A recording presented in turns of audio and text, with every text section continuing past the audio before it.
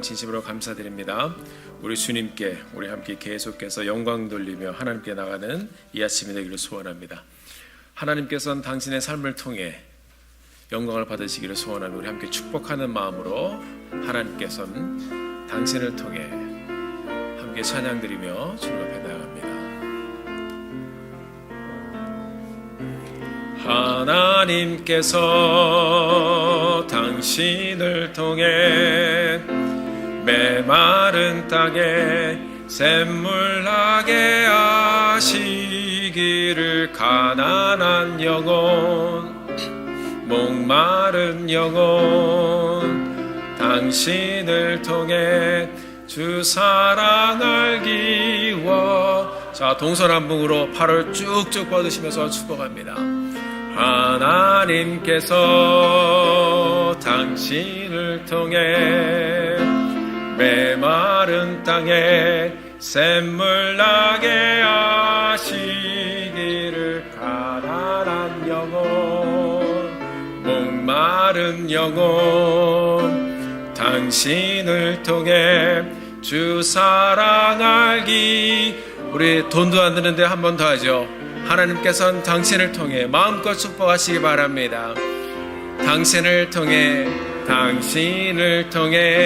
감사합니다. 메마른 땅에 샘물 나게 하시기를 가난한 영혼 목마른 영혼 당신을 통해 주 사랑 알기 원하네.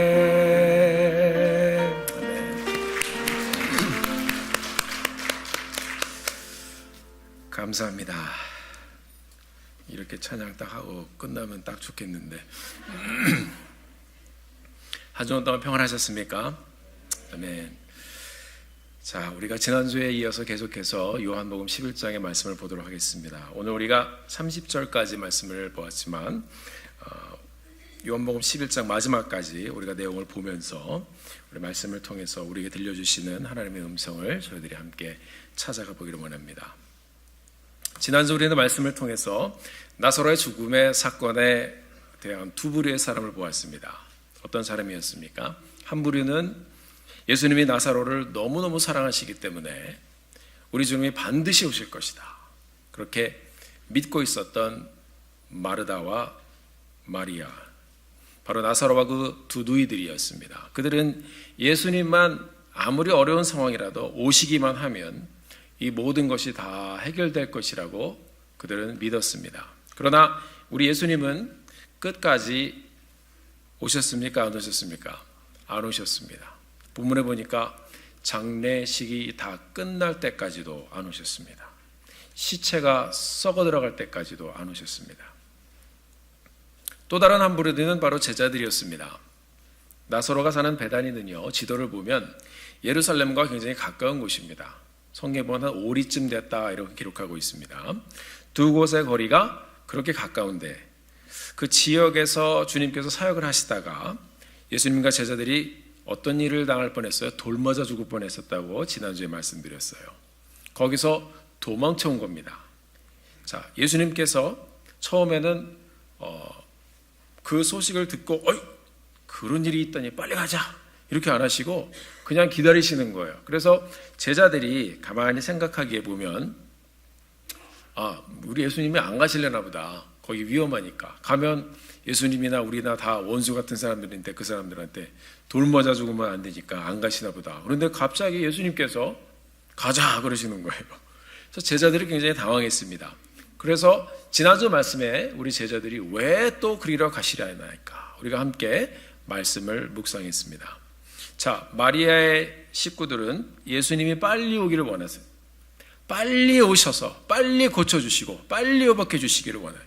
제자들은 이미 늦은 것 같은데 또 위험하니까 주님 우리 가지 마십시다. 이것이 제자들의 입장이었습니다. 예수님께서는 나사로 형제들의 간절함과 그리고 우리 제자들의 죽음 앞에서 어떤 두려운 그런 두 사람들의 두 상반되는 감정들 사이에서 우리 주님께서는 두 가지의 말씀을 선포하셨습니다. 첫째 말씀이 무엇이었습니까? 이 모든 일을 통해 너희가 하나님께 나사로의 죽음도 영광을 돌리게 될 것이다. 무슨 말인지 잘 몰랐을 거예요. 제자들도 예수님이 갑자기 뜬금없이 왜 이런 말씀을 하시나. 둘째는 이를 통해서 사람들이 예수님을 믿게 될 것이다. 너희들도 예수가 누구이신지 보게 될 것이다. 이 예수님이 어떤 분인지 믿게 될 것이다. 주님 말씀하셨습니다. 우리 주님께서는 이 두 그룹의, 두 부류의 사람들을 움직여 가시면서 모든 인생의 주권이 바로 주님께 있다는 것을, 하나님께 있다는 것을 보여주고 있습니다. 너희들이 그렇게 간절하게 오라고 한다고 해서 내가 오는 것도 아니고, 가지 말라고, 가지 말자고 그렇게 얘기한다고 해서 가지 않는 것도 아니다 하는 것을 주님께서는 분명하게 보여주셨습니다. 아무도 생각하지 못했던 그 때에, 바로 우리 주님의 시간에, 주님의 때에 예수님께서 베다니로 가셨습니다. 여기까지가 지난주의 말씀입니다. 자, 오늘 본문에 보니까 예수님께서 도착하시니까 많은 유대인들이 그곳에 와 있었습니다. 위로해 주러 사람들이 왔어요. 장사 지낸 지도 며칠이 지났습니까? 사흘이 지나고 그 나흘째가 되는 날이었습니다. 장례도 다 끝났습니다. 예수님이 오셨다는 이 소식을 듣고 마르다가 와서 말합니다. 예수님께서 오시기만 하셨었더라면 제 오랍의 나사로가 죽지 않았을 것입니다. 그 자리에 예수님이 계시지 않았다는 안타까운 자신의 마음을 예수님께 표현했습니다. 그리고 이어서 이야기합니다. 나의 오라비는 비록 주님이 여기 계시지 않았기 때문에 죽었지만 지금도 주님께서 하나님께 구하는 것을 하나님이 주시는 줄을 저는 믿습니다. 똑같은 주님인 것을 믿습니다. 자, 이 말을 가만히 생각해 보면요, 동생이 죽었는데 이 사람들이 그래 예수님을 믿는 사람들이니까 죽은 거는 죽은 거고, 나는 주님을 향한 믿음, 주님 계속해서 기적을 베푸시고 우리가 원하는 것을 주시는 그 주님인 것을 믿습니다 하는 그런 말입니다. 그러니까 이 말을 잘 들어보면 Jesus, you missed this time.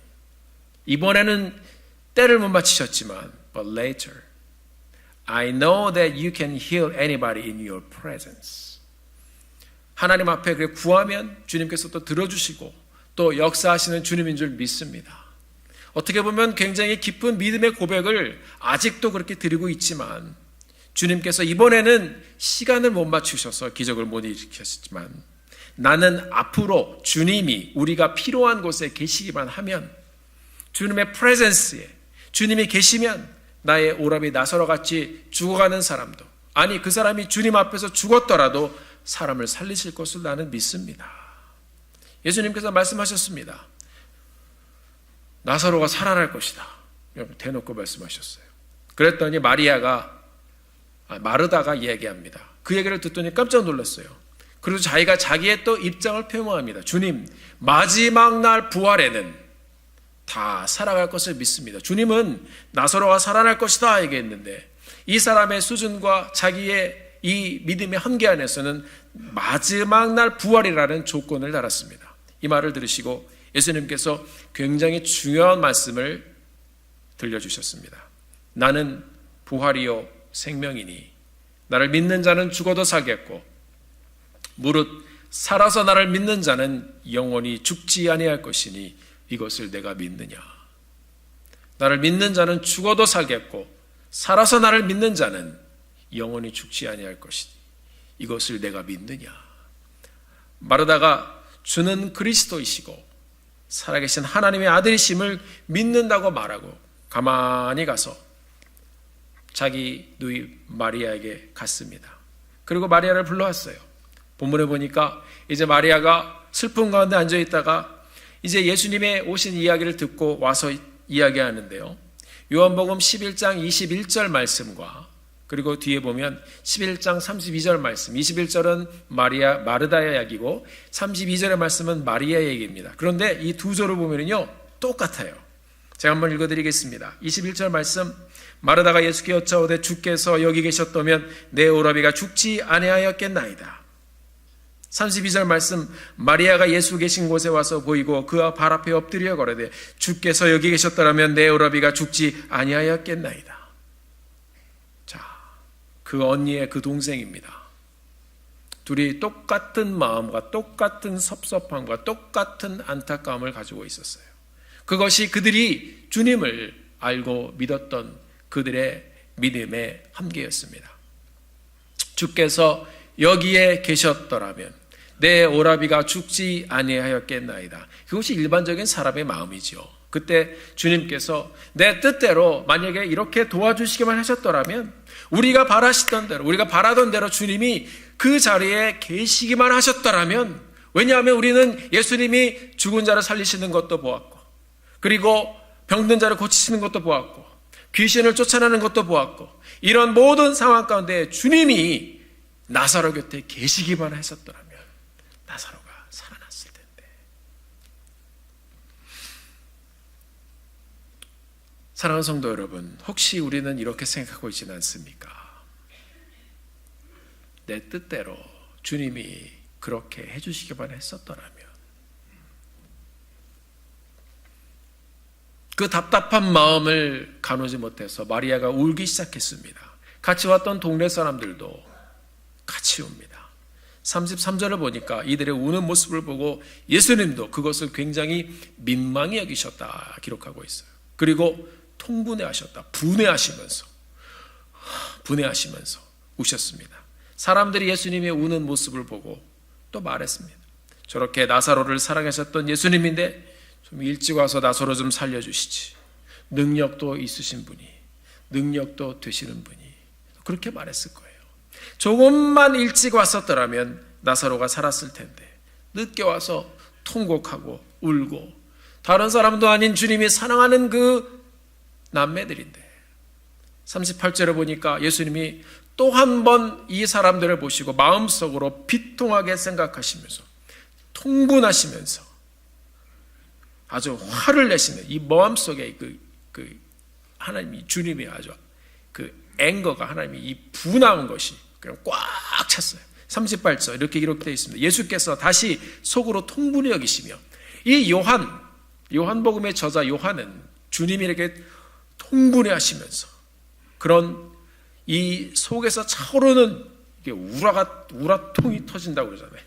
이게 두 번이나 기록을 하고 있어요. 38절에 그렇게 통분히 여기시면서 무덤으로 가시니 무덤이 굴이라서 돌로 막아놨습니다. 다 끝난 거예요. 예수님께서 말씀하십니다.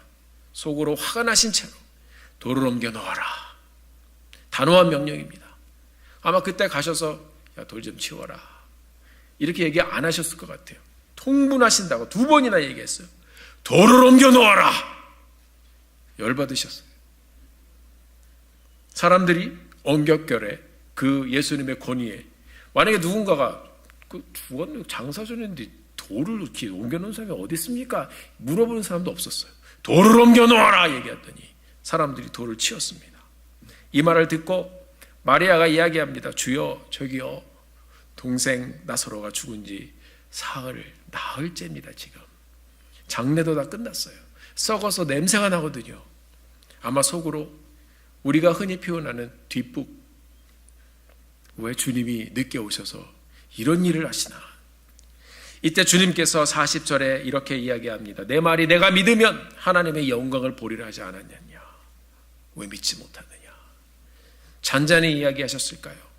통분히 여기시던 주님께서 내 말이 내가 믿으면 하나님의 영광을 보리라 하지 않았느냐. 마리아야, 마르다야. 죽음 앞에서, 죽음 때문에 완전히 좌절하고 죄 때문에 찾아온 저주인 바로 죽음 앞에서 포기하고 울고 통회하는, 이런 가슴 아파 울고 부르짖는 이 사람들, 그들의 눈물을 보시면서 주님께서는 통분히 여기시면서 이 죄와 저주의 사슬 때문에 좌절하는 인생들을 바라보시면 주님께서 그렇게 화를 내시고 비통해 하셨던 것입니다. 주님께서 기도하셨습니다. 아버지요, 내 말을 들으시는 것 감사드립니다. 항상 제 말을 들어주시는 것 제가 알고 있습니다. 제가 이렇게 본문에 보니까 소리내어 기도한다고 그랬습니다. 주님께서 그냥 하신 것이 아니라 이 통분한 마음, 소리내어 기도하는 것은 이 앞에 둘러서 있는 이 믿음 없는 사람들을 위한 것입니다. 아버지, 앞으로 이 사람들로 아버지께서 나를 보내신 것을 저희로 믿게 하려고 하시는 것입니다. 그리고 큰 소리로 외치셨습니다. 큰 소리로 외치셨습니다. 43절 말씀, 이 말씀을 하시고 큰 소리로 주님이 완전히 화도 나시고 죽음 앞에서 좌절하여 그렇게 고통 가운데 울고 있는 인생들을 보시면서 이 어둠의 권세가 하나님의 사람들, 선한 것을 위해 지음받은 하나님의 사람들이 이 죽음 때문에 고통받는 이 모습을 보시면서 통분하시면서 부르십니다. 나사로야 나오너라! 나사로야 나오너라! 이 주님의 음성을 듣고 나사로가 손발이 묶인 채로 나왔습니다. 여러분 상상이 가십니까? 난리가 났어요. 오늘날 만약에 믿지 않는 사람들이 거기에 있었으라면 영어로 오 마이 갓 아니면 홀리 있죠. 사람들이 막 쌍소리고 믿지 않는 사람들이니까 S를 시작하는 말 이게 웬 날벼락이냐 막 사람들이 막 놀랐을 거예요. 시체가 막 걸어 나오니까요. 사람들이 너무 당황해서 아무것도 하지 못하고 멍하니 있으니까 예수님이 말씀하셨습니다. 가만히 보지 말고 풀어놓아 다니게 하라. 살아있는 증거, 다시 살아난 사람을 움직이게 좀 도와주라고 했습니다. 이 사건의 결과로 45절 46절을 보면 많은 유대인들이 예수님을 믿었습니다. 주님 말씀대로 하나님의 영광을 보았습니다. 그런데 이 부활의 사건을 보고도 성경을 보면 믿지 않는 사람들도 있었습니다. 대단하죠? 봐도 못 믿습니다. 이게 믿음의 세계예요. 이 사람들은 바리새인들에게 얼른 가서 예수님이 하신 일을 고한 사람도 있었습니다. 그리고 이 사건 때문에 예수님이 이제 이들의 미움을 사고 재판에 넘겨지고 죽임을 당하시게 됩니다. 사랑하는 성도 여러분, 오늘 우리가 이 11장의 부활의 사건을 함께 보면서 나사로의 부활의 말씀을 통해 부활의 현장으로 우리를 부르시는 예수님을 만나는 시간이 되기를 주님의 이름으로 축원합니다. 이 말씀을 함께 보면서 우리도 어떻게 이 부활의 현장에 동참할 수 있을지 우리 하나님의 말씀을 통해서 함께 찾아가는 이 시간 되기를 바랍니다. 우리가 함께 이 부활의 현장에 동참하려면 첫째로 완전히 죽어야 됩니다. 완전히 죽어야 됩니다. 한번 따라해 보시겠습니다. 완전히 죽어야 됩니다. 이 부활의 현장을 경험하려면 완전히 죽어야 됩니다. 여러분 완전히 죽으셨습니까? 17절에 보니까 예수께서 와서 보시니 나사로가 무덤에 있은지 이미 나흘째라. 하루, 이틀, 사흘, 나흘, 4일이 지났습니다.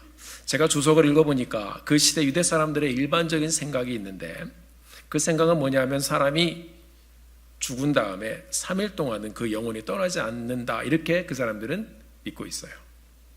그러니까 이것이 그 사람들의 풍습이에요. 풍습. 그러니까 우리 예수님은 사람들이 나사로가 완전히 죽었다고 생각하고 나사로의 영혼도 3일 동안 그들의 그냥 풍습으로 빙빙 그 옆에 있다가 완전히 떠나버렸다고 생각하고 그들이 이제는 다 끝났다 완전히 포기할 때까지 기다리셨다가 사람들의 모든 것이 다 포기된 상태에 그 자리에 가셨습니다. 그러니까 나흘째 가셨으니까 죽은 지 나흘째. 실은 예수님이 가신 그날이 그 시간이 가장 빨리 가신 거예요. 사람들이 포기하고 나도 그 바로 다음 날 주님 도착하신 것입니다. 이전에도 우리 예수님은 죽은 사람을 살렸던 경우가 있었습니다. 예수님께서 회당장 야이로의 딸을 살린 적이 있습니다. 죽은 지 얼마 안 되어서 예수님께서 그곳에 가셔서 죽은 어린아이가 숨도 쉬지 않고 있는데 잔다 말씀하시고 소녀야 일어나라 말씀하시고 어린 소녀를 주님께서 살려내셨습니다. 그러나 지금 이 상황은 다릅니다. 그때는 아이가 죽은 지 얼마 안 돼서 유대인들이 아직 영혼이 떠나가지 않았으니까 주님의 능력을 부르셨나 보다라고 생각할 수도 있습니다. 그런데 지금 상황은 완전히 다릅니다. 완전히 죽은 상태, 썩기 시작한 상태, 그리고 몸이 칭칭 동염해 있는 상태, 장례도 끝난 상태, 사람들도 완전히 포기한 상태, 이들이 문화적인 접근으로도 일반적인 사람들이, 그 시대 사람들이 생각하는 영혼도 떠나갔다고 생각하는 완전히 끝난 상태, 3일이 지난 모든 것이 끝난 상태였습니다. 나사로가 무덤에 있은 지 이미 나흘이라. 완전한 포기가 시작되는 순간입니다. 사랑하는 성도 여러분, 지금 여러분의 인생의 현장 가운데 나흘째 되는 완전한 포기의 순간을 지나가는 분들이 있습니까? 이렇게 봐도 안 되고 저렇게 봐도 안 되고 우리가 아무리 몸부림을 쳐도 되지 않는 일들이 있습니다. 아마 경험하실 것입니다. 언제가 가장 힘들어요?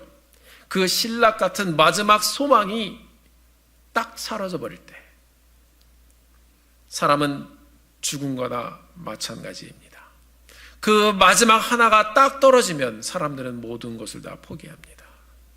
그러나 우리가 포기하는 그 나흘째가 되는 그 시간에 우리 하나님께는 주저앉은 우리의 삶을, 포기한 우리의 삶을 일으키시는 바로 부활의 기적이 시작되는 하나님의 시간인 것을 믿으시길 바랍니다. 하나님이 생각하시는 이 right time은 우리의 의지와 우리의 자아와 우리의 모든 것이 완전히 죽어야 시작이 되는 것입니다. 우리가 아직 완전히 죽지 못해서 하나님을 만나지 못하는 경우가 있습니다. 내 생각에는 이런데, 계산해 보시고 생각해 보십시오. 우리의 생각으로 이해할 수 없고 우리의 생각으로 볼 수 없고 우리의 생각으로 계산할 수 없는 것이 하나님의 역사입니다. 우리가 아직 완전히 죽지 못해서 우리가 주님을 만나지 못하고 우리가 완전히 죽지 못해서 부활의 역사를 경험하지 못하는 때가 있습니다. 사랑하는 성도 여러분, 우리 하나님은 기다리십니다. 여러분들이 완전히 포기할 때까지. 그때 하나님의 손을 뻗어 우리의 절망 가운데 있는 삶을 붙잡아 주시고 우리를 일으켜 주시는 것입니다. 왜냐하면 그래야 하나님의 영광을 더 확실하게 볼 수 있기 때문에 기다리시는 것입니다. 우리의 자아가 완전히 죽을 때, 바로 그때가 우리 주님께서 살리는 순간이 시작됨을 믿으시길 바랍니다. 사랑하는 성도 여러분, 기도해도 응답이 없고 기다려도 빛이 보이지 않던 현장, 나도 포기하고 가족도 포기하고 주의 모든 사람도 같이 포기했던 그 순간이 바로 우리 하나님께서 하나님의 방법대로 살리는 기적의 현장, 그 순간이 시작되는 순간인 줄 믿으시길 바랍니다. 하나님께서는 우리의 회복을 위하여, 우리의 구원을 위하여 우리가 완전히 죽기를 기다리십니다. 나의 자아가 완전히 죽을 때 하나님의 손이 생명을 살리는 부활의 능력으로 우리에게 임하실 것입니다. 두 번째로, 우리가 부활의 현장에 동참하려면 부르시는 자의 음성을 들어야 합니다. 그냥 아무나 부른다고 따라가면 안 됩니다. 여러분, 강아지도요, 개도 키우다 보면 자기 주인이 불러야 갑니다. 똑똑한 개들 아무나 부른다고 막 가고 그러지 않습니다. 자기 주인이 불러야 갑니다. 사랑하는 성도 여러분, 우리 인생을 살면서 많은 사람들이 방황하는 이유가 무엇입니까?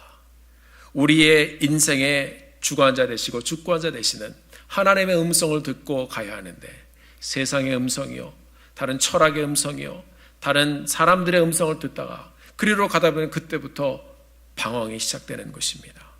우리가 이 땅을 살면서 우리 인생을 부르시는 구원자 되신 예수 그리스도의 음성을 듣는 여러분과 제가 되기를 주의 이름으로 축원합니다. 여러분과 제가 이곳에 나와서 예배를 드리고 있습니다. 누가 여러분들을 부르셨습니까? 누가 불렀어요? 우리 주님이 부르셨어요. 하나님이 부르셨어요. 성경에서 가장 처음 나오는 이 부르심의 현장을 보면 사람이 하나님을 찾아서 너무 갈급해서 막 부른 게 아니에요. 하나님이 사람을 먼저 부르셨어요. 누가요? 하나님이. 범죄하여 숨어 있었던 첫 번째 사람 아담, 그 아담을 찾아 하나님이 부르셨어요. 창세기 3장 9절에 보면 이렇게 기록이 되어 있어요. 아담아, 내가 어디 있느냐? 우리 인생을 부르시는, 죄 가운데 숨어 있는 우리 인생을 부르시는 하나님의 음성이 아닌가요? 하나님께서 우리를 구원하시기 위한 구속의 역사를 전개해 가시며 하나님의 사람들을 하나하나 부르기 시작합니다.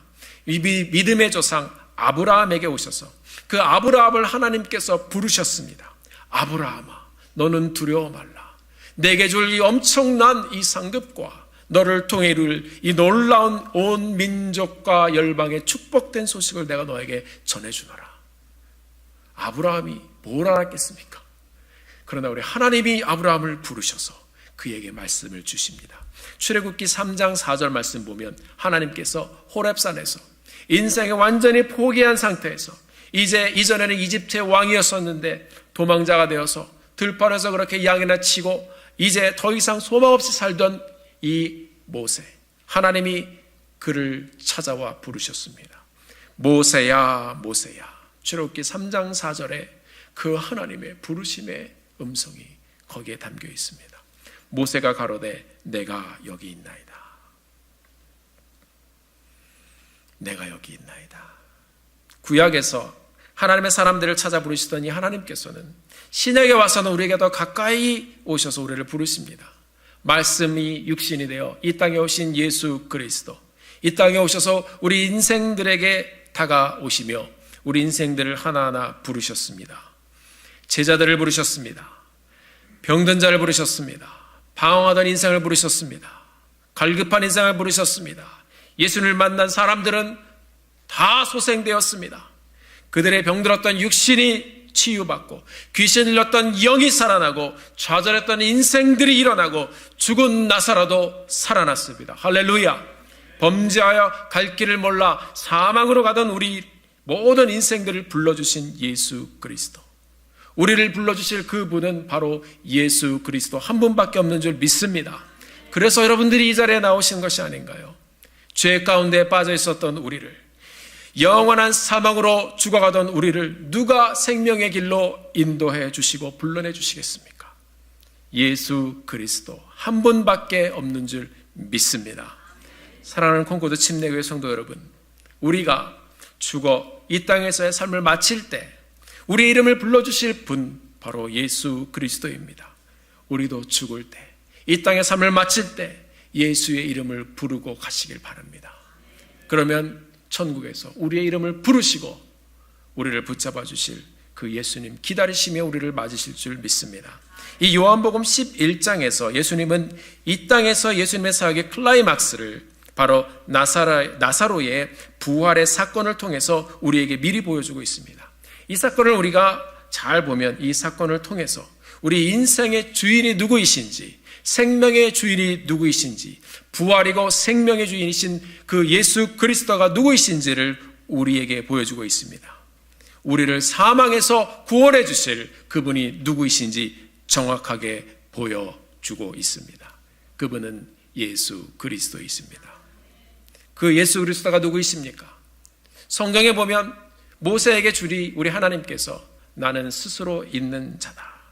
I am who I am. 예흐예 아쉐르 예흐예 I am who I am. I am, 나는 who I am, 스스로 있는 자다. 그 I am이 누구신지 이 요한복음의 말씀을 보면 우리에게 쭉 보여줍니다. 하나님이 말씀하셔서 I am who I am, 그 I am, 그 I am이 누구이신가? 요한복음 보면 6장에 보면 나는 생명의 떡이다 그랬습니다. 나는 생명의 떡이다. 7장에 보면 나는 세상의 빛이다. 주님께서는 확실하게 I am, 내가 누구신지를 보여주시고 들려주셨습니다. 10장에 보면 나는 양의 문이다. 나만이 하나님께 가는 문이다라고 말씀하셨습니다. 10장에 또 보면 나는 선한 목자다 그랬습니다. 11장 나는 부활이요 생명이다. 오늘 본문 말씀입니다. 14장 우리가 잘 아는 말입니다. 나는 길이요 진리요 생명이니 내가 누구이신지를 주님께서 말씀해 주셨습니다. 15장에 보면 나는 포도나무다. 너희가 내 안에 있고 내가 너희 안에 건지 함께 거하면 이제 너가 나와 함께 살 것이다. 나에게 붙어 있어라 얘기하고 있습니다. 지금도 예수님께서는 여러분과 저를 부르시고 우리 주님이 누구이신지 우리에게 말씀해 주십니다. 나는 너의 하나님이다. 나는 너의 구원자이다. 나는 너의 치료자이다. 나는 너의 목자이다. 나는 너의 하나님이다. 나는 너의 하나님이다. 내가 너를 살리는 자이다. 말씀하고 있습니다. 오늘도 변함없이 우리 인생을 붙드시고 함께 끌고 가시는 I am, 나의 모든 것 되시는 예수님을 구세주로 믿고 의지하여 그 예수님의 부르심의 현장에 나가시는 여러분과 제가 되기를 주의 이름으로 축원합니다. 왜 예수님께서 재판을 받으시다가 예수님의 이 대답 한마디에 사람들이 정신이 나간 것처럼 아주 미쳐가지고 예수님을 죽이려고 했습니까? 빌라도가 물어봤습니다. 네가 하나님의 아들이냐? 사람들이 재판하면서 물어봤습니다. 네가 하나님의 아들이냐? 주님께서 I am. 이 I am이란 말은 고대 아람어를 주님께서 그때 쓰셨을 텐데 그 말은 구약에서 얘기하는 야훼라는 말입니다. 그렇습니다. 우리 주님께서는 내가 그다라고 사람들에게 대답하신 것입니다. 그러니 이 사람들이 이 주님의 이 대답을 듣고 아주 그냥 미쳐버린 것이에요. 사랑하는 성도 여러분, 오늘을 살면서 여러분들 누구의 음성을 듣고 있습니까? 세상의 음성을 듣고 있습니까? 사람의 음성을 듣고 있습니까? 아니면 누구의 음성을 듣고 있습니까? 누구의 음성을 따라 그리로 가고 있습니까? 우리 모두 예수를 믿어 우리 예수 그리스도, 우리 주님의 음성만 듣고 우리의 생명 대신 우리를 부르시는 그 주님 앞으로 나아가는 이 시간이 되기를 주의 이름으로 축원합니다. 그분의 음성 무엇이라고 얘기했습니까? 그렇다면 우리 주님은 여러분과 저를 어떻게 부르십니까? 오늘 본문에 보면 나사로를 부르시는 그 현장에서 주님께서 Jesus wept, 우셨다, 통곡하셨다 얘기합니다. 그냥 우리가 눈물 찔끔 흘리는 것이 아니라 우리 예수님께서는 Jesus wept, 통곡하셨습니다. 이 주님의 감정은 단지 슬픔만이 아니었습니다. 제가 말씀드린 대로 33절 말씀, 38절 말씀처럼 죽음 앞에서 통곡하는 마리아와 마르다를 보시고 같이 우는 주위의 유대인들을 보고 우리 주님께서 통분히 여기셨다. He was deeply moved in spirit and was troubled. 민망히 여기셨다고 기록합니다. 헬라어 성경을 제가 찾아보니까 deeply moved, 씩씩거리면서 격한 감정을 드러내는 모습이라고 되는데 설명을 가만히 쭉 읽어보니까 말이 horse, 말이 예수님이 이게 여기서 말하는 통분하셨다는 표현입니다. 주님께서 이 죽음 앞에서 좌절한 인생을 바라보시면서 격한 분함을 표출하셨습니다. 분통해 하셨습니다. 하나님의 자녀들이 선한 인생을 이루며 살아야 되는데 이들이 말씀대로 살았으면 안 죽어도 되는데 죄로 인해 죽어야 하는 우리 인생들의 모습을 보시는 이 하나님의 안타깝고 안타까운 그 마음이 이 주님께서 그것을 보시면서 격한 감정으로 그것이 표출되셨습니다. 38절에도 사람들은 이제 완전히 예수님을 보고 비꼬아서 얘기합니다. 소경이 눈을 뜨게 한 이 사람이, 이 예수가 왜 나사로는 살리지 못했느냐, 이제 믿음 없이 얘기하는 것이죠. 어떻게 보면 왜 빨리 안 와서 이렇게 이 자리를 이 지경으로 만들었느냐, 사람들이 불평합니다. 사랑하는 성도 여러분, 우리도 가끔 이렇게 이야기하지 않습니까? 목사님, 저도 기도했는데 소용이 없더라고요. 믿어봤는데 별 소용이 없더라고요. 어쩌면 그것이 그냥 우리의 낙심한 표현을 그렇게 하는 것입니다. 이렇게 낙심하고 포기한 인생을 우리 주님 바라보실 때, 믿음 없는 인생을 바라보시면서 믿으면 구원받는데, 믿으면 부활의 영광을 보는데, 믿으면 하나님을 만나는데, 믿으면 안 죽는데, 그 가운데 믿음 없이 그냥 눈물 흘리는 불쌍한 인생들을 보면서 주님이 그 가운데 분통해 하시는 거예요. 모두 이 죄 때문에 일어난 일들이에요. 이 죄와 어둠의 권세에 묶여서 사모로 가는 그 인생들을 생각하니 주님 마음속에 분함이 나타난 것이에요. 그 하나님의 통분함이 예수 그리스도를 보내신 거예요. 그 하나님의 통분함이 우리 가운데까지 찾아오신 거예요. 예수님께서 40절에서 말씀하십니다. 내가 믿으면 하나님의 영광을 본다고 내가 말하지 아니하느냐. 하나님께 기도를 바치시고 예수님께서 큰 소리로 외치셨습니다. 이 예수님의 외침 가운데는 악한 권세에 대한 예수님의 통분함이 담겨 있어요. 믿음이 없이 아직 예수님을 믿지 못하는 안타까운 인생들에 관한 통분함이 담겨 있어요. 나와라, 믿어라, 보고, 믿어라, 와, 보라. 죄 때문에 찾아온 사망, 그로 인해 좌절하고 슬퍼하며 병들고 절망하는 인생들을 보고 통보하셨습니다. 이 자리에서 우리 예수님께서는 나서로만 부르신 것이 아니에요. 그 자리에 믿음 없이 슬퍼하던 사람들, 부활이 무엇인지 모르던 그 사람들, 그 주위에 있었던 모든 사람들을 주님께서 한꺼번에 부르신 것입니다. 나사로야 나오너라, 나사로야 나오너라. 우리 주님의 음성이 무덤을 지나서 죽어 썩어가던 그 시체에 닿는 순간에 예수님의 말씀이 능력이 되어서 그 시체가 살아나기 시작했습니다. 새로운 심장으로, 새로운 정신으로 살아났습니다.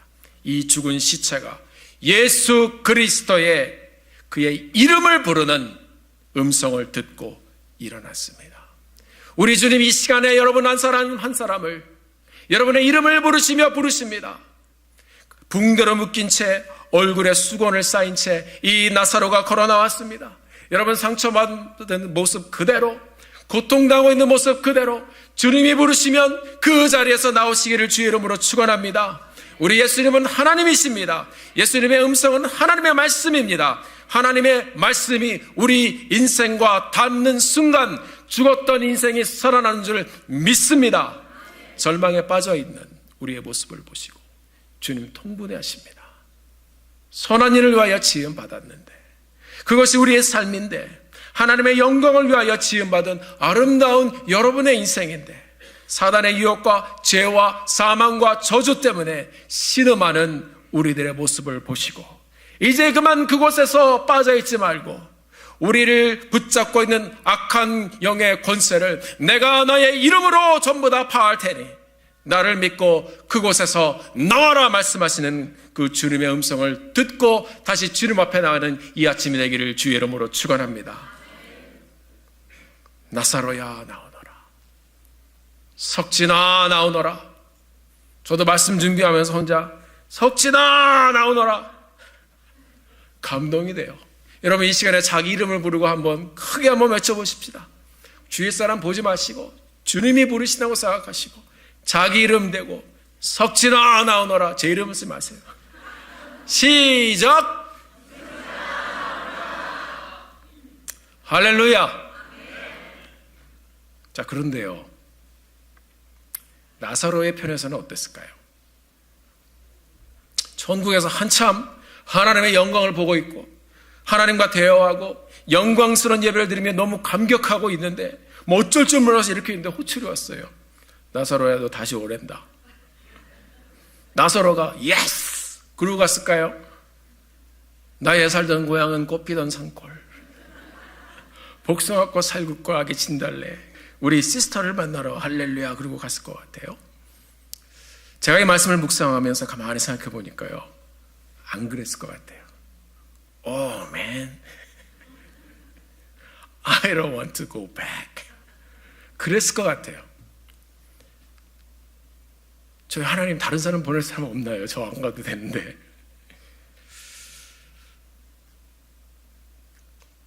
천국과 부활의 영광을 맛본 사람의 삶은 세상이 별로 가고 싶은 곳이 아닌 그런 곳이 바로 천국입니다.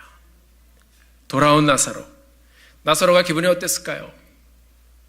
와, 다시 살았다. 짠!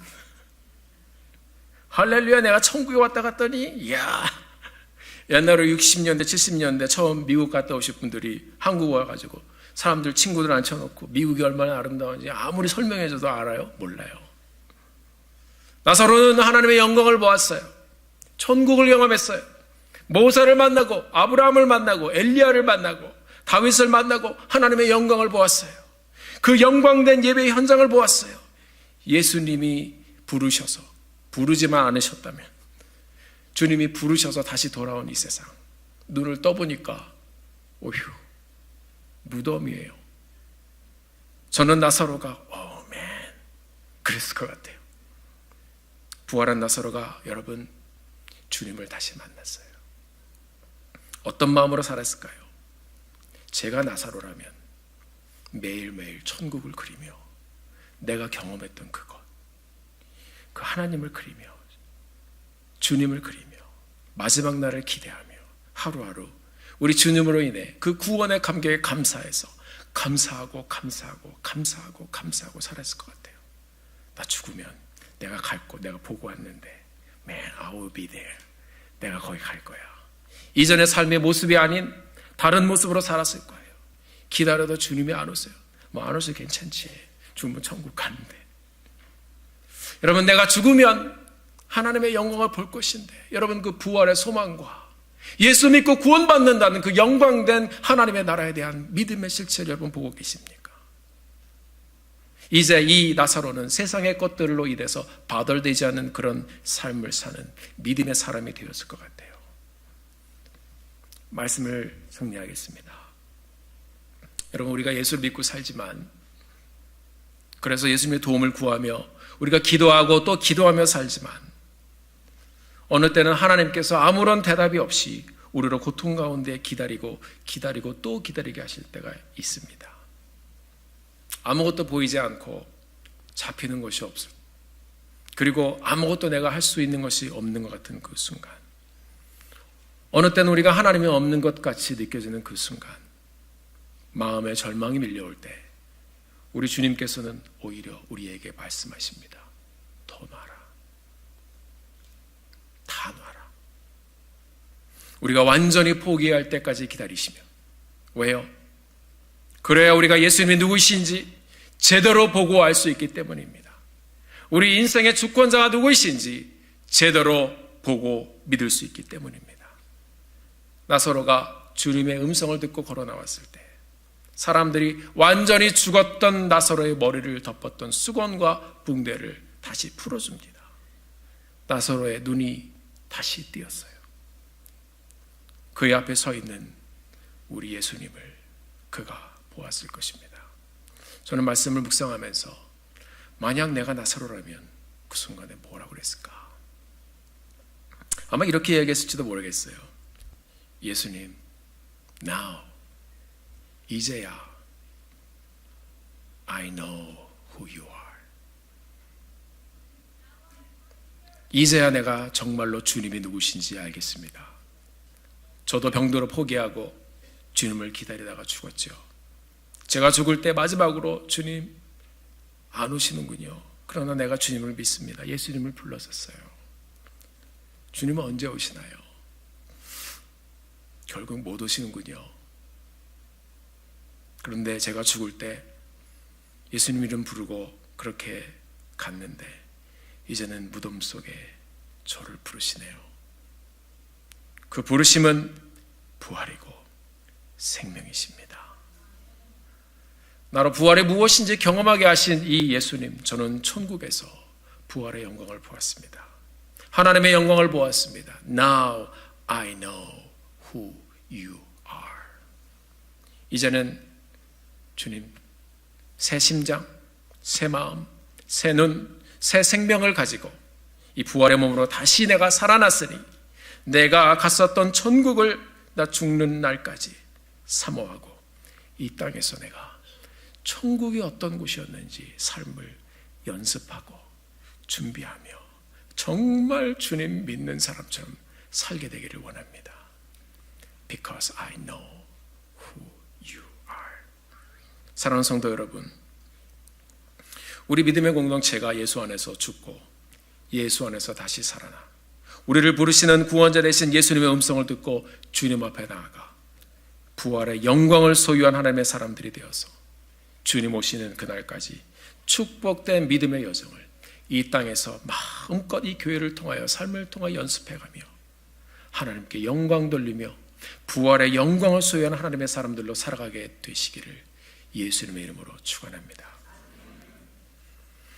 나는 부활이요 생명이니 나를 믿는 자는 죽어도 살겠고 무릇 살아서 나를 믿는 자는 영원히 죽지 아니하리니 이것을 내가 믿느냐. 기도하겠습니다. 하나님 아버지,